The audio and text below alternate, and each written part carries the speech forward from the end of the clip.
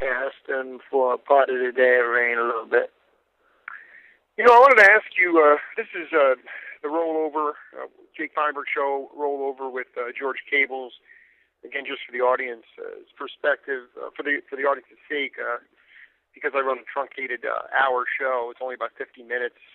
When I come across somebody who I need to, who I need more of an in-depth conversation with, we do a rollover, and George has been kind enough to take some time out of his schedule. So, George, I wanted to ask you, you have actually a really nice website. Who actually manages that? Do you? Jazz Corner. Lois, Lois. Because it's the gallery is really beautiful, and there's actually a picture of you in, I think, the late 70s, like 79. It's Zoot Sims, Al Cohen, and you, and I want to say Monty Budwig, Monty Budwig, exactly. And it's like in some suburban neighborhood in Seattle in 1979. I'm like, what the heck is that?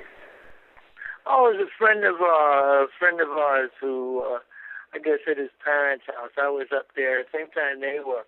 And, I knew Shelley, and I knew those guys. That was the first time. Actually, that was the time I met Zoot that day, but I knew everybody else. I played with everybody else up there. But it was just funny because I was like, well, George was doing.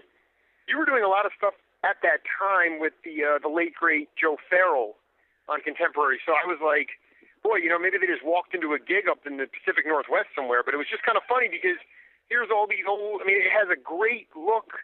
The way the picture was taken and the photography of it, and everybody's looking so good and just in such a good mood. It just kind of captures that time period. It was just very unique.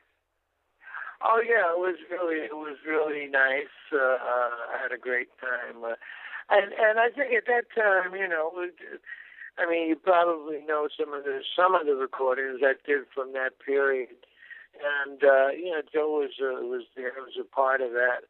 I don't know what gig I was on up there. I had something else I was working at somewhere. Maybe I was working at the Jazz Alley at the time. The Jazz Alley. And we had mutual friends, so we went over there. I got some other photos from there myself. I had worked with them, and I've been working with. I was living in Los Angeles at the time, so I worked with Bonnie Budwig at what was the name of the place? Dante's, and maybe a couple other places, and Al, I'd done some work with around. I can't remember where at that particular time. We had paths crossed on souls and we were in Oregon, but I got to work with a wide cross section of musicians in my life, and in LA. Like some of the guys out there, I'd find myself working with, with Bud and Bud Shank. Bud Shank, yeah, he's actually an Arizona guy. He just passed. He left us a little while ago. Yeah, he moved to Arizona. He had been in L.A. and moved to, and then he was living up near Seattle, living up in Port Townsend actually. Then he moved to Arizona. Bud and what's his name? Shorty Rogers. I worked with Shorty Rogers. Somebody I didn't expect to. I never expected to work with, but I can remember going to movies and like that. I think he had done soundtracks for it. I have a question, George. Yeah. I was a little surprised actually that you never found your way onto the Black Jazz label with Gene Russell. Is that ever something that, I know you were busy, don't get me wrong, I understand you were probably under contractual obligations with some of the bigger labels, but some of the guys I've been talking to, like Henry Franklin and Calvin Keys and people like that, they were frustrated and they were frustrated at that time because a lot of the major labels were only signing the big guys, and so they couldn't get their crack at fame. You know what I'm trying to say? Yeah. Well, I'm trying to think of what years that was. They were 73 to 75, yeah. Yeah, because I didn't, what's his name? I can't remember his name. There was another saxophonist that was on that label that I... Rudolph Johnson? Rudolph Johnson, yeah. Yeah. But I never, I think I knew the guy. I met him, the guy who ran the label. But Gene Russell, nothing ever happened to that. So I mean, nothing really ever came of that relationship. But absolutely. Well, I remember the first record I did out there was one. Actually, the first record I ever did on my own was one for a Japanese label. Actually, it was the first thing this guy ever recorded. It was a guy named Masahiko Yu. He came from Japan, and he wanted to record me, and we went to a studio. It was Carl Burnett and Tony Dumas, and I did a record called Why Not? And just for the record, I just acquired that album via eBay for $12 because that is so my. I mean, regardless. I mean, I've been actually those records, George. Just for your information, there was I want to say that it was on like the Atlas label, or there was like some kind of like. Well, not maybe now. I mean, they acquired it, but at the time, this was the guy who actually called it Why Not, and he named his label after it too. It was on the Why Not label originally. You know, I was talking to my wife. I'm like, you know, I was like, you know, we were talking about having a second kid, and I'm like, why not? You know, like that's the name of the album. I mean, I'm being serious. It's like why not? I mean, that's the whole point. Is like I grew up in a classic Jewish family with, you know, I wouldn't say it was pessimistic, but it was always kind of a glass half empty mentality. And I love the optimism. You know, I talk to my friends about you and all the other guys that come on, and there's just sort of this sunniness to it. There's an optimism. It's sort of like, why not? Let's just do it because it feels good. And so that it's just funny because those are big dollar records. I mean, when they come around, and they're always in trio form, and some were with Peter Erskine, and like you said, some were with Carl Burnett. You used some different percussion sections, but you really, Tony Dumas was a great bass player. I was hoping you could add a word about his meaning to you. Oh, yeah, Tony, I remember when I first met Tony. He was a guy, he came when I was working with Freddie. I think Freddie was changing his band. Ken Brinkley was no longer with the band, and Tony came in and played, and he brought this thing with him called the Blitz bass. And it wasn't you know, like a regular, you know, bass. It was a bass, and it was an acoustic style, and it wasn't like, I guess maybe so what some people call a stick now. It's sort of like that. But it actually had on the bottom a kind of place for something where it could vibrate. You know, wow. It was like a little box about it. It looked like a homemade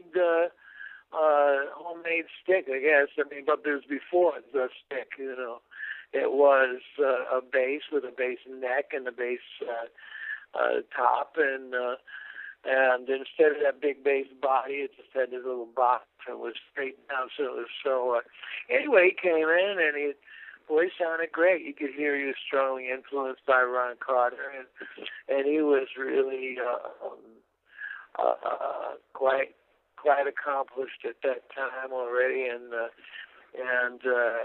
really a great musician, and great ears and great instincts, you know. So I really enjoyed playing with him.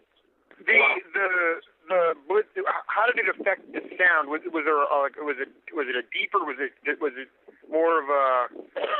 I mean, did it give all sort of like a hybrid feel? Well, no. The thing was, it was an electronic thing because you needed an amp to really play it. But I think that, you know, that box really vibrated. It was like when you put a bass, you know, an upright bass through the amplifier, but without the sound coming from the bass from that instrument itself. I was going to say, I just wanted to spend a little bit of time. Really the first. I was working at a Tower Records in Boston, Massachusetts, in the late '90s, and one of the first jazz albums that really caught my attention was one that it was called Sonic Text, and it was with Joe Farrell and Tony Dumas and Peter Erskine and Freddie and you, and I was hoping you could talk a little bit. I remember we shared a great story backstage at the Regatta Bar in Boston, but could you talk a little bit, as best you can, about the actual recording of that session? Because if I remember correctly, it took place in a warehouse, not in the Fantasy Studios, or is that correct? Actually, no. It was not on Fantasy Records. It was not recorded for Fantasy. It was on Contemporary. It was on Contemporary. It was on Contemporary Records, and they had an office on Melrose Place, right on the edge of West Hollywood and Beverly Hills, right on that border right there, and. The office was neat, would go in the office, the front office, really nice. And then in the back, it was sort of a storage room. I mean, it was like a storehouse. I mean, they had boxes of records back there. But they also had a piano, grand piano, and a control booth, and a mastering tape. It was a little mastering tape, like an old one that Lester Koenig really had really loved. Was proud of that thing, and they had some old mics that were really, really good mics, But at this time, I think Lester had already left. Had already passed, if I remember correctly, and I was doing this like I did the record Cable's Vision for John, his son John. Yes, and this I think was done after Cable's Vision, this particular record. Now, I actually believe. That Sonic Text was in '79. Cable's Vision came out in 1980. Maybe it was around the same time. It was around the same time. I don't mean to challenge you on this, but I mean because I'm locked in on that. I'm trying to think if Lester was still alive then. The question I really have is, especially towards the end of his. I mean, can you talk a little bit about your relationship with Joe Farrell and, how he handled, I get the impression that he was not in the best health even at that time, but he was a brilliant player, and you guys played so beautifully on the interplay between Tony Dumas on the blitz bass and Peter and you and Joe. It just shines like Malibu, and I just was hoping you could talk a little bit about Joe and. Yeah, I mean, Joe was a good friend, and he was a funny guy. He liked to play games too. He was a great player, and I think that we were of a like mind, in terms of musical, in terms of our musical concept. So that made it easy for us to play together. But I will say this, I mean, I'll put all this together, is that in doing this thing there, it was sort of like a warehouse in the back with a piano and a control room, and it was neat just doing it because they had made records. They made plenty of records right in that room over the years. But it just kind of doubled for that, but it was the only place that I've ever recorded that was quite like that. But playing with that group of guys like Tony and Peter Erskine like Peter, like Tony Dumas and Peter Erskine and Joe and Freddie. I worked with Freddie for many years, and and Joe, and we knew each other from New York anyway, you know. So I'd known Joe for a very long time, and Joe and Woody were tight as well. Did you see or play with like on the same? I'm trying to think. You were probably in the West Coast, but I know Joe Farrell had that quartet with Joe Beck for a long time. And I never heard. I didn't hear that. That was a lot of Creed Taylor stuff in the same time period as well. I also Cable's Vision. It was around the same time period. I just for one anecdote that cracks us. Not an anecdote. One thing that does crack us up about the liner notes on the inside. You know, all the guys are having a great time, and then all of a sudden there's this I think he was an amazing calypso percussionist, Vince Charles. Vince, yeah, right. I mean, but I swear, George, in that picture, Vince could not weigh more than 70 pounds in that picture. He does not look very healthy in that picture. Oh, he is. I mean, he was just a very slight guy, you know. Yeah, In fact, at one time, one time in his life, he was a jockey, and he was thrown off a horse. I mean, you got to be a small guy to be a jockey, and he was thrown off of a horse, and never got back on again. And since, you know, after that, you know, up until his death, he was working with Neil Diamond, doing percussion and timbales and steel drums as well. So I've heard him on. Yeah, he was a brilliant player. It's hard for me to. I mean, I heard him play with Monty Alexander, and he was just fantastic and using all sorts of percussive instruments. It's just, it kind of those Sonic Text and Cable's Vision in some way, for me, signaled the end of an era in jazz. I can't quite put my finger on it because I don't know it well enough, but there was just sort of like a door shutting, and maybe it was due to the fact that it was the end of the 70s. Oh, that could be. I mean, things were changing at that time, and I mean, they were all part of that time. I don't know how to describe it actually, because basically, I'm consider, I'm a player rather than a musicologist, a music historian. So, I mean, I figure, basically I'll play and let somebody else just, describe it because music is a kind of thing that, really what it is when you hear it, that's when it's really exciting. And it makes you want to talk about it and describe it. And it's so difficult to describe because of what it is. It's a piece of art and it's a piece of music that I think a lot of times, can never really truly be described verbally.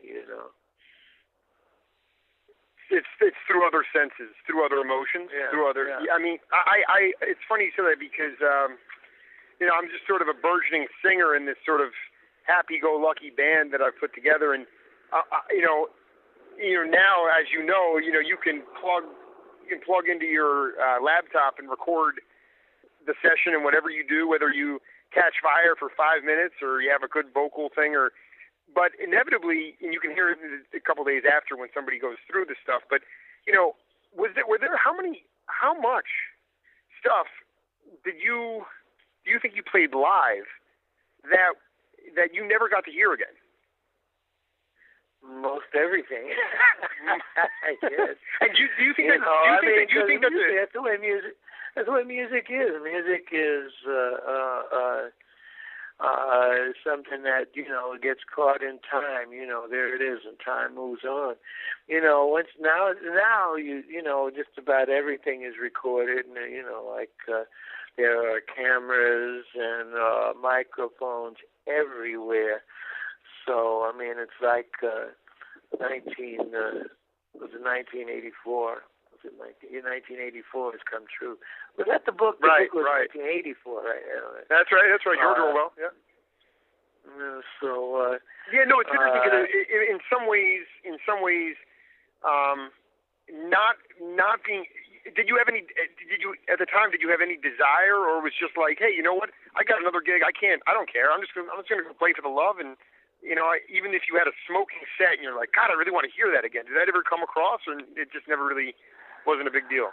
Well, you mean like recording live? You mean playing or I'm saying, like, recording? let's say, for instance, like, I'll just give you an example. Like, one thing we haven't talked about yet, but it's incredibly impressive. This obscure album, not an obscure player by any means, but there's the Electric Sounds of Paul Jeffrey that you did in like '69. Okay, it's very hard to find. You can't find it on vinyl anywhere. The CD itself goes for a lot of money. But like, if you I assume that once you cut that album, that you must have gone and played some live shows. And oh yeah, went to Indianapolis for the first time. As a matter of fact, right. So right, and that was a really cool band, and the sounds were really. You were doing a lot of cool stuff. I remember listening to it the first time. My ear wasn't really trained to listen to it, and I couldn't follow it. And I've since listened to it again. But it's like a session like that. Let's say you went to Indianapolis for the first time. You guys just blew the roof off the place. And then the next day you're like, wow, that was a smoking show, and I wish you could hear, I wish I could have heard that third track we did, Did that come across at all or no? I don't, there's some things maybe you want to, you kind of talk about it, maybe, or you remember when you go back to the room, and maybe you might want to say, boy, I wish we had recorded that, but in general, I don't really think about that. I mean, there are some people that if I know somebody's recording there, like one of the guys in the band, and I think that the evening went well, I might want to take a listen to it, But in general, I'm the kind of person that when I go into a studio, I don't. And I come home and I know I got to listen to the music and figure out what, I have a hard time. Or once we get a CD done or get a record done, the next day, and it takes me a minute to want to really listen to the music. Sometimes half the time it comes out better than I thought, but. I'm one of those people that I don't know if you maybe met actors that don't really feel comfortable watching themselves on screen. Oh, absolutely. I mean, I'm going through it right now with my, granted my career is we're a whole 4 months into the Jake Feinberg show, but the thing is, I don't have. I mean, I have incentive to listen to these shows because of you guys, but sometimes it's very difficult for me to go back and listen to myself. It's very hard to go back and listen to what I am saying, because quite frankly, sometimes I get too emotional. I become like a giddy little schoolgirl, and I'm like, oh my God, this sounds horrible. And then there's other times where I said, I pat myself on the back, but it's not stuff that because there are some artists. I mean, you look at members of big rock bands. I don't know, back in the day. It's funny because Joe Farrell did a lot of horn work for. The group, the band. Did you know the band? I remember them being there, but I don't really remember them. It was like Lee Von Helm and Rick Danko, and Robbie Robertson was the lead guitar player, and he was just a megalomaniac. I mean, he just wanted all the credit. He wanted the song. He wanted the credit. He wanted all that. So some of these, it works differently for everybody, but I can totally understand just sort of needing a minute to listen to your own music after a final product has been done. How do you feel I read something where you talked a lot about rediscovering the acoustic piano. And I think it might have been during the Dexter Gordon years. Could you talk a little bit about that? Well, yeah. I mean, when I was with Freddie and Joe, and during that period, there were electronics was coming into the music, into jazz, and those were the years of fusion and this, that, and the other, and people worrying about the new generation listening to this music. What do we have to do to get the new generation to listen to music, so maybe the sounds of the electricity of the electric piano. That, I mean, that was, I think, a part of it, or that at least was a spark in there, and that became part of the sound of an era using that electric piano. Now, I think going back with Dexter, I really felt better. I mean, after a while, going to play the string synthesizer and the clavinet and the fiddler and this, that, and the other, got to be a little bit of a strain. And playing piano with Dexter was playing the piano and getting to really just sit down and play the piano was where I come from. It's where I started. So playing with Dexter and just using the piano was great. I loved where the sound was coming from. That is to say, it's coming from the wood. It's coming from right in front of you. You can hear it. It's not coming from a speaker somewhere. There's something very, very personal about those acoustic instruments. Those instruments without electricity. There's something very personal about it. It's like listening to acoustic guitar. Somebody playing just a guitar with no amplification. As a matter of fact, that was one of the things that I would relate that to. I was listening to a guitarist just playing the guitar. I said, damn, it's really beautiful and personal. And going back and then listening to the piano and say, that's really personal. And feeling that direct relationship between me and this instrument right in front of me, and hearing that kind of sound was really special. And with Dexter, there was one day when we were playing a ballad, and all of a sudden Rufus stops. When piano solo came, Rufus stopped, and Eddie stopped. I said, oh, okay. Well, that means I guess I'm playing solo.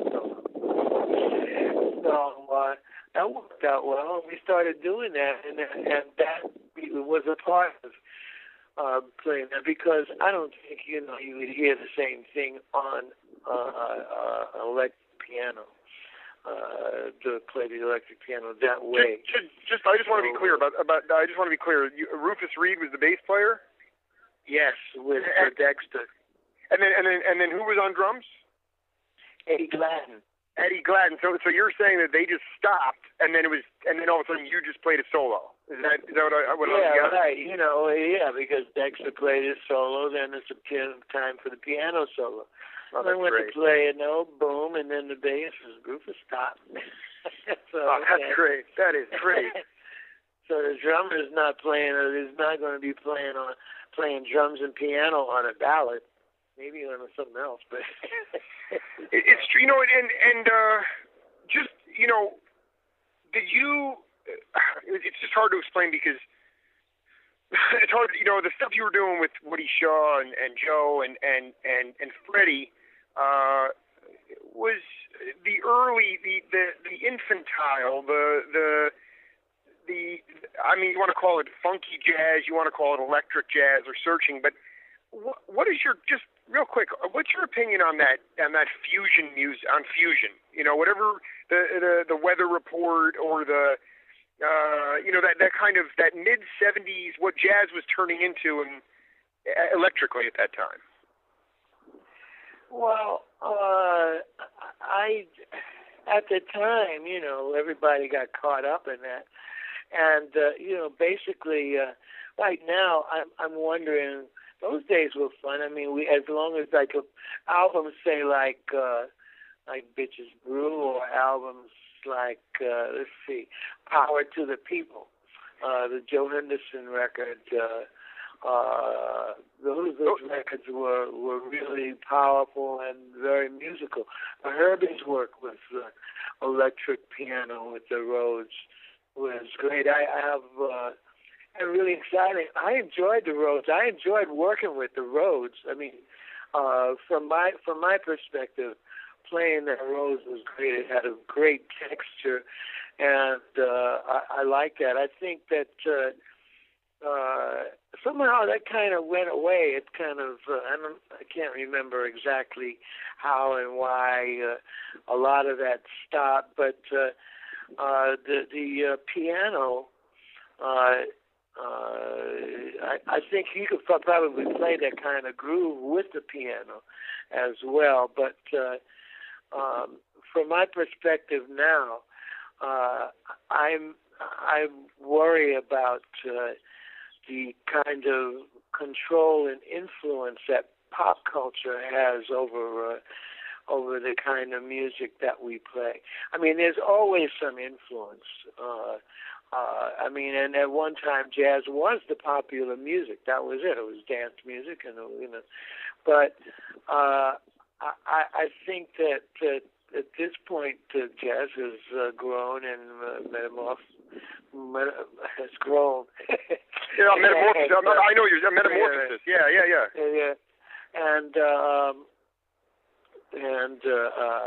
Well, I mean, is it reflected too much, or it's gleaning on too much of pop music right now? I think that people there's so much of a pressure to really sell this music, and I think the music has grown into something that. Yeah, you want more people to hear it and you want it to be sold. But I think it's also kind of an art music, that, or there at least is I think most of the music when we think about jazz, when I think about jazz, is some serious, it's like a serious music. It is a serious music. It is, absolutely. That which doesn't mean it can't have a lighter side or anything, but I find that sometimes the music gets played down, like to audiences, and I don't particularly like that. I don't like the idea of taking I mean, you have to play. I mean, whatever it is, it's got to be music, and it's got to. For me, it's got to touch people, no matter what it is. And I see a lot of young people playing, hear a lot of young people playing, and there are different things. There's the meter change now. Everybody was playing 7 and 11, 15, and whatever. But and that's I think that's a part of a thing. But I think just as long as we're playing, keep the essence of jazz, what I think some of the core values of jazz is a groove, and does it,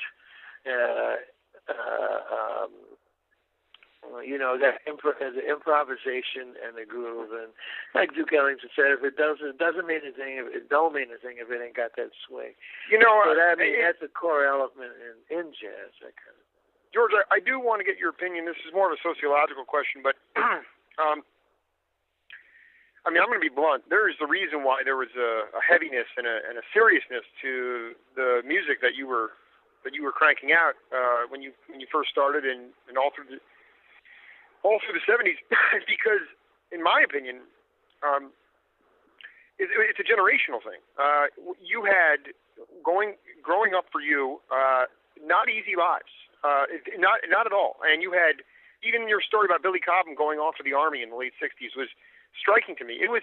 There was not this huge gap in socioeconomic classes. Everybody was kind of in the same boat. I understand that there were rich people, but by and large, especially the jazz musician, you talk about Joe Henderson being fluent in 3 languages. There were not these iPhones and iPads and technology to distract us from the more holistic things. I mean, the guys that I've talked to, yourself included, John Handy, Pat Martino, these are well-read, deeply spiritual, well-cultured individuals. And from my point, my generation, the kids that you might come in contact with, or the kind of music you're seeing, has a shallowness to it. There's a shallowness because they are not as well versed in the humanities that you guys were at that time. That's my opinion, but I know my generation. I do. And I know exactly what you're talking about. There's a light, airy swinging, not to steal it from George Shearing, but there's a light, airy feel to the jazz, and it's less serious. And I point directly to the fact that our generation has not had to fight a war, or we got rid of the draft, so it's a volunteer army, and our parents reaped the benefits of an exploding economy in the 70s, and now, and I just think it's apathy. I think there's a lot of apathy, but I think when there's, listen, Calvin Keyes told me, he goes, the blues and the pain, that blues music that black people played, it came from the way they grew up. There was a hard, and easy for me to say, but our generation there was not nearly as there was a desperate edge to you growing up, and I think it played its way out in the music. And I don't know, you think there's any credibility in that? I think there's some, yeah. I mean, there's it's a little different.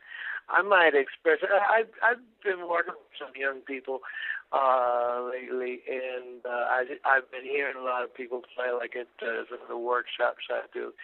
And I've run across some really extraordinarily talented people that do play really well and are serious about what they do. It means something to them.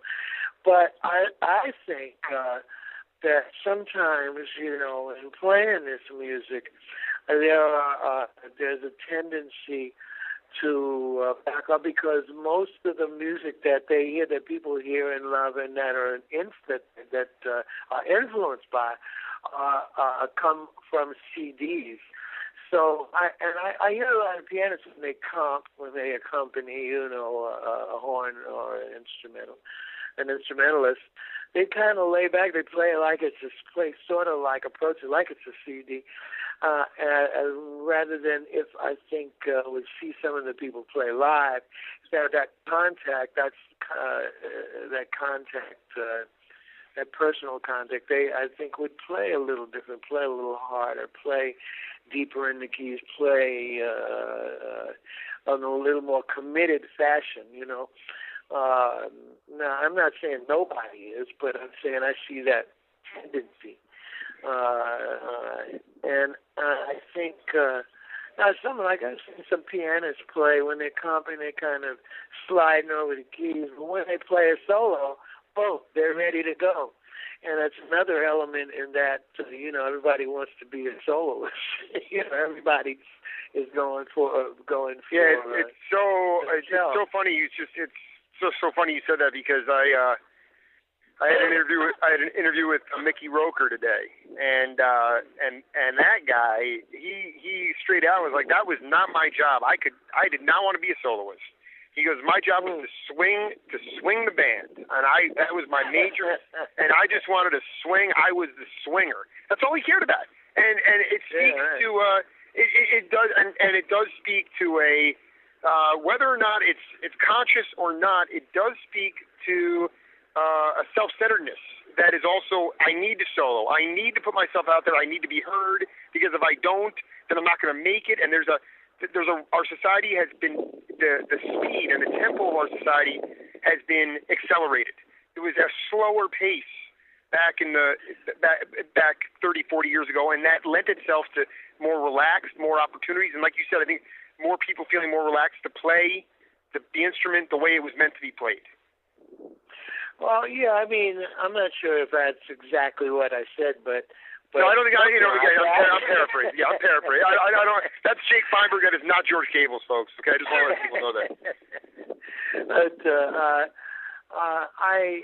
I do feel that there, maybe you're correct about it being generational, and that and that the lifestyle was a bit different. But I think that also, sometimes you get stuff from, once you get it's like a generation in between stuff, then I think your information isn't coming as directly as that other generation before. And, I mean, the experience of that I was able to have, that I was fortunate enough to have go see Train, in person, or to go see in person. I see those bands happen, or Eric Alfie, with Charlie Mingus, or go see Miles and the bands that he had, and hear them right there, like not on the record. Hear the stuff, stuff live, that would not happen again that way, Exactly. You were right. You were right there. The accessibility was right there, and you could peep. I've talked to guys who were just great big jazz fans during that time, and there'd be the Peanut Gallery, the place that was closed off. It's Birdland. Yeah, people that weren't old enough to drink, so they were put in this sort of the Peanut Gallery, and my buddy Bill Lehman he was talking about how Dizzy during the middle of the set would come up and talk to the young kids about what they were doing, and he would invite them down to a softball game in Central Park. It was just anyway. We're beating a dead horse. I wanted in our remaining moments, George. I have been overwhelmed and inundated with emails, and like they said, why did you not talk to George about Art Pepper? I said, guys, calm down. But I do want to spend a few minutes talking about art because a good buddy of mine, he's a musician himself and an analyst of sorts, and he wanted to ask you. His way of thinking was that art was not a real practice. He wasn't somebody who practiced. It was something that the melodic structure, the way he played. It was just something that he just was naturally gifted at. Is that kind of fair to say? Well, I was naturally gifted and he was talented, but you got to practice your instrument in order to be able to get to get to the things that are in your mind.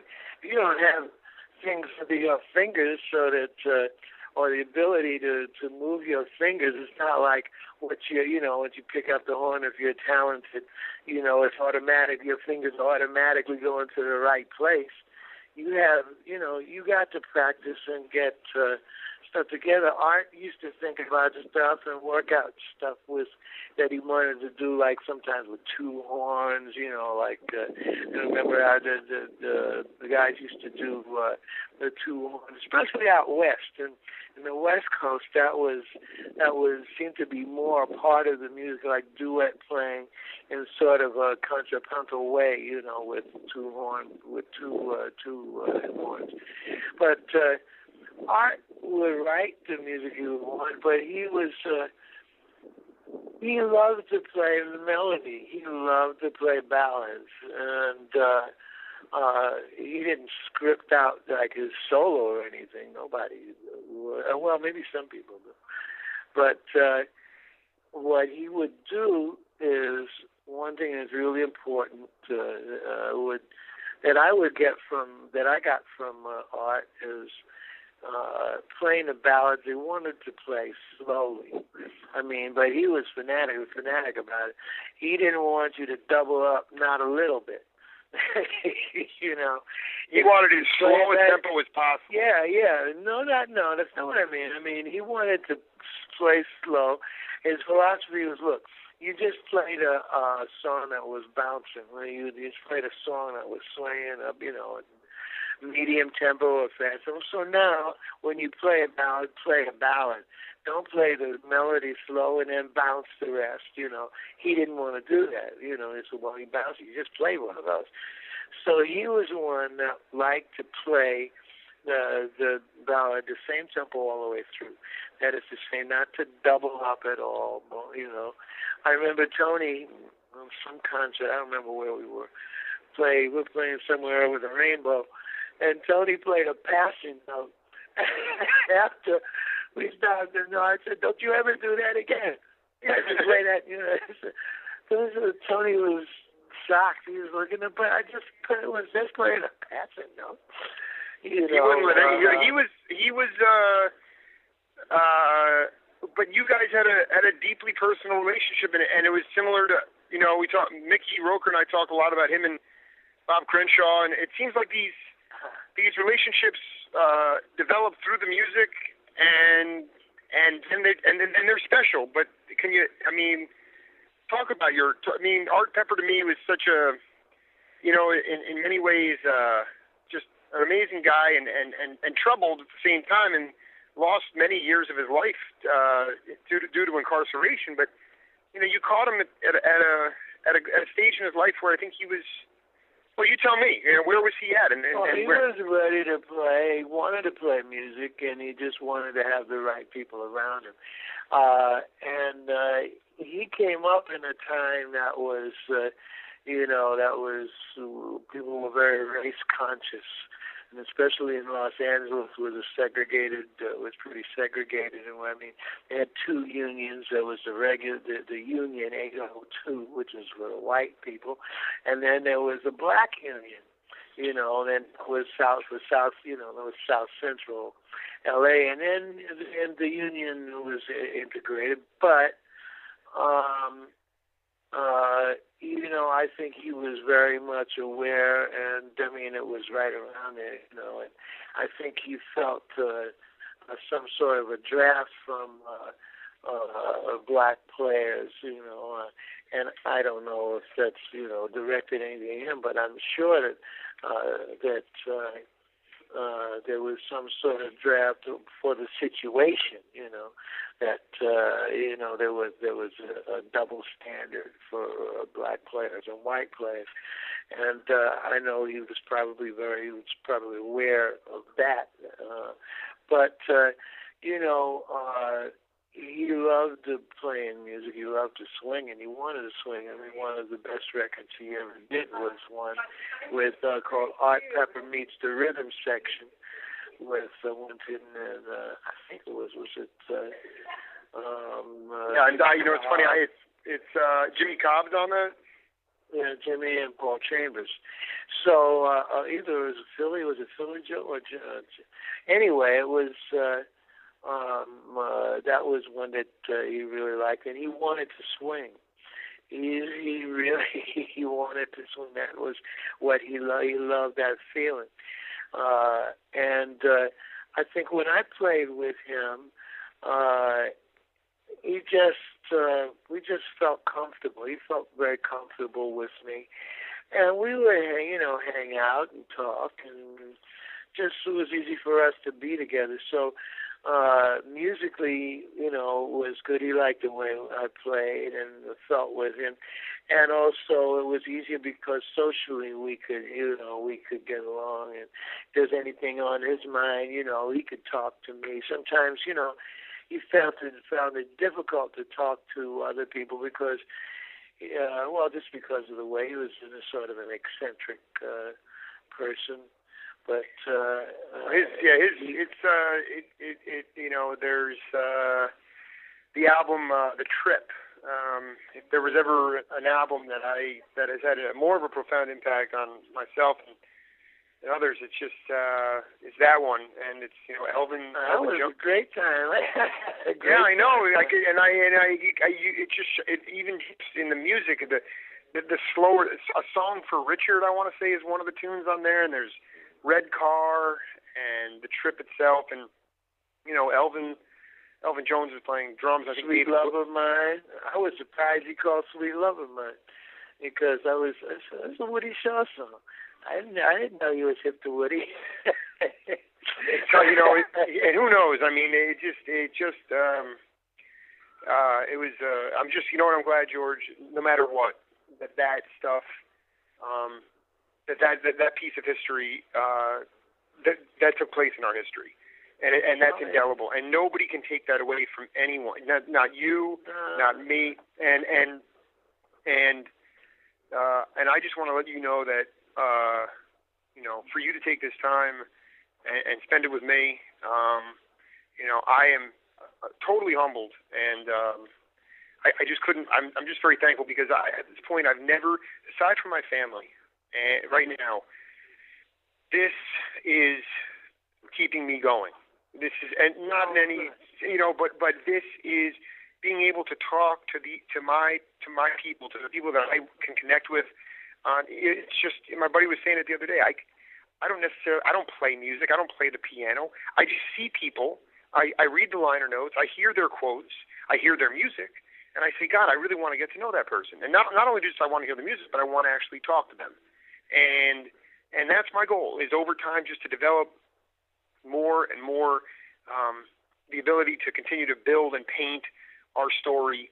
And even next time, talk about the next time we have these, have a discussion about the influence of your mom and parenting and the social structures in our society. Because I think that just based on who I've talked to so far, you guys have a lot to offer from a whole spectrum of society than just obviously then besides the music. So if you're open for that down the road sometime, maybe we can do it again. All right, give me a ring. And if I'll be in New York, so I'll be very busy. But if I'm in the city and you're going to be what's your schedule like exactly? Are you going to Italy? You're going to Italy? Yeah, in June. Yeah, you're going to be having cappuccinos at 9. You're going to be drinking a lot of coffee. And I don't think so. I usually try not to drink a lot of. Well, maybe I can drink more now. You're trying to stay away from caffeine because it makes me nervous. Exactly. No, but sometime after the summer when things settle back in, maybe we can talk about doing some additional interviewing so we can continue to build on these archives. And again, I can't thank you enough, George. Okay, thank you, Jake. And all continued success, my friend. Thank you very much. Same to you. Right. This is the Jake Feinberg Show. We'll talk to you later.